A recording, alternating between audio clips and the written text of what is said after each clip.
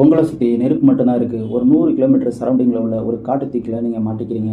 எந்த பக்கம் பார்த்தாலும் நெருப்பு. உங்களால் அங்கேருந்து 2 அடி கூட நகர முடியாது, சரியாக பார்க்க முடியாது, சுவாசிக்க முடியாது. உங்கள் நெருப்புனால் வர்ற புகைமூட்டத்தால் உங்களால் மூச்சு விட முடியாது. இந்த மாதிரி ஒரு 100 கிலோமீட்டர் பற்றி எரியிற காட்டுக்கு நடுவில் நீங்கள் மாட்டிக்கிட்டிங்கன்னா உங்களோட மனநிலை எப்படி இருக்கும்? நாங்கள் ஏன்டா பற்றி எரியிற காட்டுக்கு நடுவில் மாட்டிக்கணும் அப்படின்னு கேட்குறீங்களா? உங்களோட மைண்ட் வைஸ் புரியுது ஃப்ரெண்ட்ஸ். இன்றைக்கி நாம் பற்றி எரியிற இந்த காட்டை பற்றின படத்தை தான் பார்க்க போகிறோம். இது வெறும் கதை மட்டும் இல்லை, உண்மையாகவே கலிஃபோர்னியாவில் நடந்த ஒரு காட்டு தீ விபத்து. இந்த விபத்தில் 85 பேர் இறந்து போயிருக்காங்க. 19,000க்கு மேற்பட்ட கட்டடங்கள் சேதமாயிருக்கு. அங்கே இருந்து 50,000க்கு மேற்பட்ட மக்களை அரசாங்கம் வெளியேற்றிருக்கு. அந்த இடமே மொத்தமாக எரிஞ்சு சாம்பலாயிருச்சு. திரும்பவும் சொல்கிறேன், இது கதையல்ல, நிஜம். கலிஃபோர்னியாவில் நடக்கிற இந்த காட்டு தீக்கு மத்தியில் 20 ஸ்கூலில் படிக்கிற குழந்தைங்க மாட்டிக்கிறாங்க. அந்த குழந்தைங்கள ஒரு டிரைவரும் அந்த ஸ்கூலோட டீச்சரும் சேர்ந்து காப்பாற்றி வெளியில் சேஃபாக அழைச்சிட்டு வந்தாங்களா, அவங்களும் சேஃபாக வந்தாங்களா அப்படிங்கிறது தான் படத்தோட கதை. வாங்க ஃப்ரெண்ட்ஸ், படத்துக்குள்ளே போகலாம். நம்ம ஹீரோ ஒரு ஸ்கூலில் பஸ் டிரைவராக ஒர்க் பண்ணிட்டு இருக்காரு. அந்த ஸ்கூலில் படிக்கிற பசங்களை டெய்லியும் ஸ்கூலில் ட்ராப் பண்ணுறதும் திரும்பவும் ஸ்கூல் முடிஞ்சவொடனே பிக்கப் பண்ணி வீட்டில் விடுறதும் தான் ஹீரோவோட வேலை.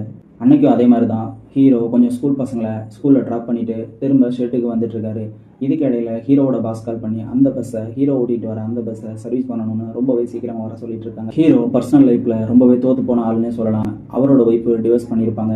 அவரோட பையனுக்கும் இவருக்கும் இடையிலையும் நல்ல ரிலேஷன்ஷிப் இருக்காது. பர்சனல் லைஃப் தான் இப்படி இருக்குன்னா ஒர்க்கிங் லைஃப் இதை விட மோசமாக இருக்குங்க. ஹீரோவோட பாஸுக்கும் இவருக்கும் ஆகாது. பாஸ் ஹீரோவை சுத்தமாக நம்பவே மாட்டாங்க. இப்போ கூட கால் பண்ணி சீக்கிரம் வர சொல்லி டார்ச்சர் பண்ணிட்டு இருக்காங்க. ஹீரோவும் ஒரு இடத்துல பஸ் ஃபுல்லாக ஃபியூலை ஃபில் பண்ணிட்டு டிராஃபிக் இடையில வந்துக்கிட்டு இருப்பாரு. இப்போ இன்னொரு பக்கம் ஒரு மலை உச்சியில் எலக்ட்ரிக்கல் டவரை காட்டுறாங்க. இந்த எலக்ட்ரிக்கல் டவர்லேருந்து தாங்க கதையை ஆரம்பிக்கும். இந்த டவரில் ஏற்பட்ட எலக்ட்ரிக்கல் பிரச்சனைனால அங்கேருந்து தீப்பிழம்பு இந்த டவருக்கு கீழே பற்றிக்குது. ஒரு சின்ன பொறி தான் அந்த இடத்துலேருந்து ஆரம்பிக்கும்.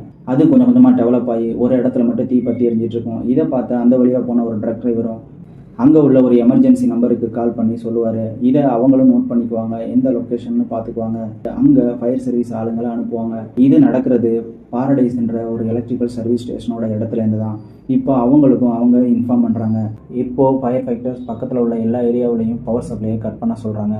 எதுக்காகனா இந்த எலக்ட்ரிக்கல் சப்ளை மூலமாக இன்னுமே அதிகமாக தீ பரவாமல் இருக்கிறதுக்காக. இப்போ தீயணைப்பு துறையில் ஒரு குழு அந்த நெருப்பு எறிகிற இடத்துக்கு போகிறாங்க. இந்த படத்தோட அடுத்த பார்ட்டை பார்க்கணும்னா நம்மளோட சேனலை சப்ஸ்கிரைப் பண்ணிவிட்டு டிஸ்கிரிப்ஷனில் லிங்க் கொடுத்துருக்கேன், அதை கிளிக் பண்ணி பாருங்கள். இந்த கதை உங்களுக்கு பிடிச்சிருந்தா லைக் பண்ணுங்கள், ஷேர் பண்ணுங்கள், கமெண்ட் பண்ணுங்கள். நன்றி, வணக்கம் நண்பர்களே.